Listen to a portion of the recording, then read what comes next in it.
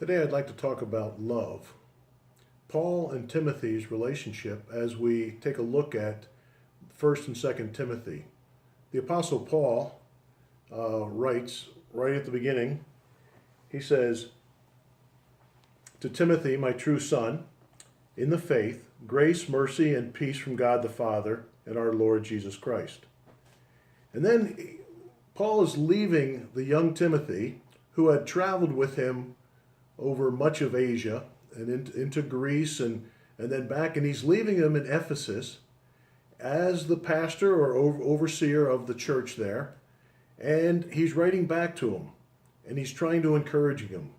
So as he's encouraging, he says, "Command certain men not to teach false doctrines, to devote themselves to myths and genealogies, and to promote controversies. Rather, God's work, which is by faith." So, Paul is saying right away, Pastor Timothy, you need to watch out for these guys that are promoting controversy within the church, and they're not teaching what I have trained you in to teach in the church. Then, a key phrase for all of our Christian life is, the goal of this command is love, which comes from a pure heart, a good conscience, and a sincere faith. Some have wandered away from the faith, involved in meaningless talk. And so, rather than looking at all of the controversies, looking at all the difficulties, he says, the reason I'm telling you about this is love. And we got to look at Paul and Timothy. They've been through a lot together. Timothy co-authored several of the letters that he wrote to other churches. He had a very close personal relationship with Timothy. And there were problems in that first century church in Ephesus, as there were in many of the other churches that Paul addressed in his letters. But Timothy was his key guy.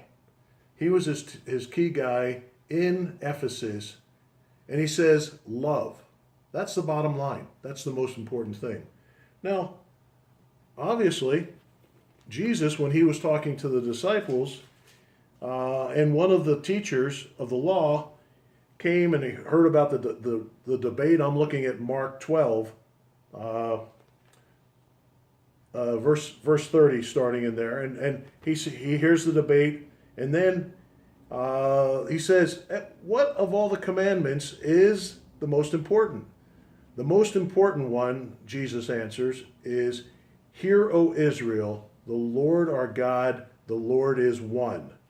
And then verse 30 says, "Love the Lord your God with all your heart, with all your soul, with all your mind, and with all your strength." The second of these is, "Love your neighbor as yourself." There's no greater commandment than these. So, Paul is saying to Timothy the same thing that Jesus taught the apostles. Love God with everything you got.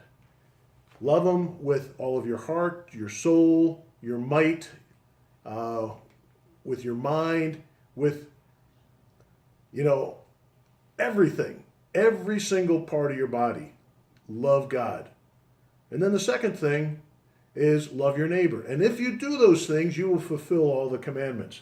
Now, what is Jesus talking about there? Obviously, he's referring back to Deuteronomy and many other places. Deuteronomy 6, verse 5. And there's a whole section here. I'm going to start in verse 4. 6:4 says, "Hear, O Israel, love our God. The Lord our God is one. Love the Lord your God with all your heart, with all your soul, with all your strength. These commandments that I give you today are to be upon your hearts. Impress them on your children. Talk about them when you sit down at home, when you walk along the road, when you lie down, when you get up. Then tie them as symbols on your hands. Bind them on your foreheads. Write them on the doorposts and on the houses and on your gates."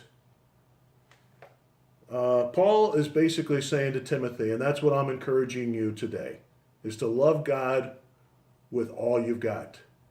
So whether it's in the sports arena, on the playing field, whether it's in school, whether it's at home, whether it's at work, whether it's just as you're walking down the street. Love God. And then you guys that are married, or you women that are married, love your spouses.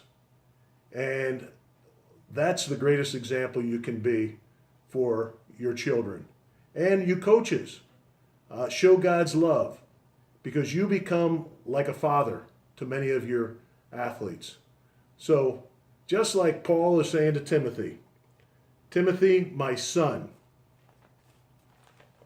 I want you to love God with everything you got. Be an example to those who look up to you, to those who are close to you, because the more we love God, the more we're going to have the power, the strength to love others with a pure heart, a good conscience, and a sincere faith.